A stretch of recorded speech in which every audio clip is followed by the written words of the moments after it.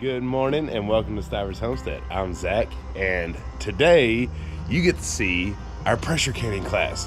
So we're going to start off with Friday and show you our awesome dinner that we had. But first you get to see us do a little smoking before everybody arrives. And then our actual class, and then we'll get to show you all the fun that's a part of that. So first off, we're doing a little smoking. Yep, that's a regular old charcoal grill. And we do have a very ginormous smoker. But you can smoke out of these. You just have your flame or your heat source on this side and your meat over here. I would show you, but you know, if you're looking, you ain't cooking. Way up there, right there, y'all seen it in our videos, is my ginormous smoker. My dad that passed away, he had built that out of an old propane tank that would sit in somebody's yard. And it's awesome, and it works really great. We've cooked a lot of good meat on it. But I'm cooking one pork butt. That is a lot of wood to use and a lot of time to fire up that massive thing for one pork butt. So that's why I'm choosing to use the little guy this time. A little trick I like to do when you're doing it this way is getting you some wood chips. You can get them at any grilling area of any store. Just pick your favorite flavor, and then if you soak them bad boys in wood or in water, you're gonna get a good, much longer smoke than trying to wrap it up in Reynolds wrap and poke and hoe and all that good stuff. Just throw it in some water and then just kind of drop the wood chips, not directly on the heat, but around the heat, and you get some nice smoke. Help! I need a help. Mama's up here on the porch with her hands completely full. Got her backpack on. Her first day of school. Let's go.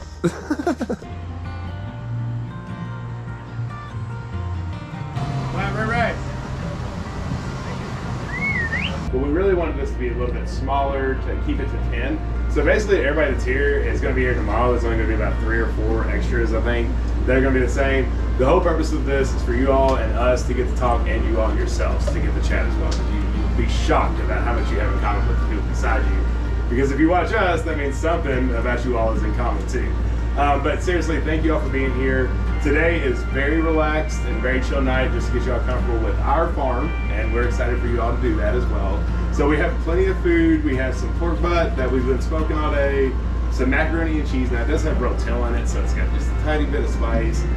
Jim made some coleslaw and cookies, so that is eat all you want. Drinks in the fridge. Yep, you each get a drink out of there, so enjoy yourself. We'll eat, relax, no rush, and then we'll go take a good old farm tour. But again, thank you all for being here. We really appreciate it.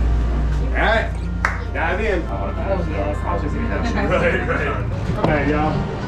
We're having barbecue. We actually had a raised bed in here last year. It was on that side of that white garage. My back window's broken out, but if y'all want to look in there, you're more than welcome to and check it out. So in here we have radishes, peas. All down this way are all of Jim's herbs. So it's rosemary, basil, oregano. That's called a Roselle hibiscus. Yes, we got a lot of them. Got some real solid jalapenos. Yeah, but these are big. Bell peppers there. And then these little guys are little death bombs. They're called time bomb peppers. And if you're making salsa or something, that would be a great pepper to grow. Depends on how hot you want the sauce. Yeah. And here we have all green beans, bush beans. One thing about this fencing, Did you turn it off? yeah. So you've seen all the cats. We got 3 kittens last year for her birthday. It was about this time. It's been about a year. They all multiplied. They had 7 kittens. That's the tree that fell. That, as you can tell, the roots are still connected because we're getting new growth on it. But I was actually just looking to see if we just got 2 new pigs. Oh, there's one up there. Like why? Oh, sorry. Aggressive, bad bloodline? Fence breakers. Okay. But yes, aggressive is a thing too. You know, our bloodline doesn't care if it's permanent, electrical, anything they're going through. Flossie's about 7 years old, right? And then Daisy's about 3. I love these first off because you can put them on a T-post and it's so much more simple and they're so much more powerful. And they don't have to have a battery attached to them that you have to worry about running or whatever. But these are easy. They go with mileage. So it's however much string that you're running. Like this one's a 5 miles. Down there we have a 10 miles. Somewhere they're connected. Jed and I found out. Because when I turned this one off, I shot fire out of myself. I don't know where that is, but it's happening. But Henry no longer gets out of the fence, so. Yeah, so we got double power on the full thing, and it seems to be working.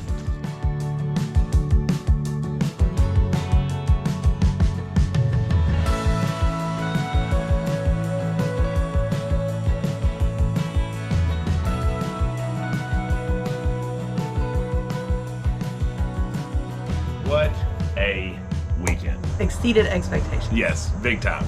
So it was a lot of, when we have face-to-face interactions with people, it's hard for us to grab the camera. We tried to make sure that Jed was videoing some of the stuff that we had, and then at least that we got it set up. So hopefully throughout this you were able to see and get a little glimpse of what an event on our farm looks like. Yeah, because if you're ever interested in it, you can kind of get the feel from the video, but I promise you, like he said, we can't pick up the camera every time we talk to someone.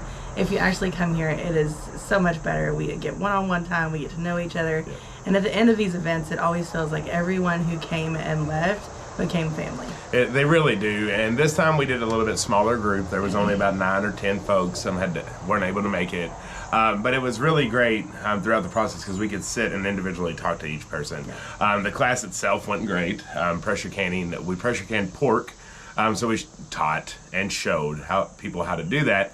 And then they all got to take home a canned jar of it. Yeah, and we also went over like just pressure canning basics, right? We talked about different vegetables to do. We swapped ideas about different things that we've done in our own homes and just kind of like, you know, went back and forth off of each other and shared ideas and got to know each other and do like the whole, you know, when you go to an event and you meet like-minded people, you get to share ideas. So that's what we had to do. Right. It was really awesome. So if you came and you're watching this, thank you for coming. It was so awesome to meet you all. Now, for those that didn't, there will be more opportunities in the future. We do right now already have a chicken butchering class that's on the books. Yes. Obviously, that one's a little bit more detailed. It's a little bit more specific with butchering chickens.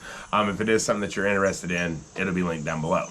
Jen and I got talking though, nothing's on the books, it's just stuff that we're starting to spit around ideas, is it almost felt like we all enjoyed just hanging out more than the actual like having to teach something. Yeah. As important as that is, it was really nice to just get to hang out. So we're starting to ponder some ideas. I'm maybe doing like a meet and greet, like a hangout kind of thing, little festival per se at the farm to where it's not something that's specific class teaching, but it's more of just hanging out. So be looking for maybe something like that coming down the books. If that's something that you would be interested in, let us know down in the comments if you would like to just kind of come to an event here and hang out. So now that the class is over, wanted to update you on a couple things. Unfortunately, not the happiest of things. But if you all saw the post, we didn't do a video about it, but I did post it within the community, and a lot of you all responded. A good friend of ours passed away. He was actually the owner and operator of our feed store, and he was like one of the first people that actually welcomed us into this town. It was really, really cool. He was a really nice man. He passed away. Well, I had just something in my heart pushed to want to help because they did have to shut down the feed store for the whole week because it's a family-run business, and opened up a GoFundMe. You all responded.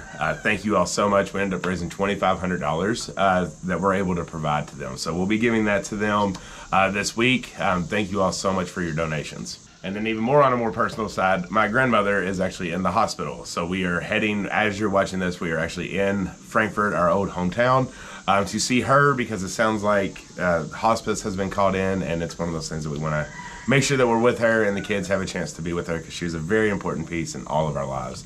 So keep our family in your prayers. If you're going through anything at this time, you know, we're praying for you all as well.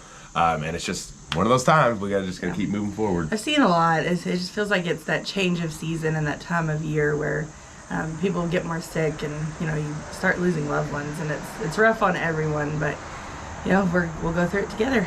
Like he said, we'll keep you in our prayers as well if you've got stuff going on.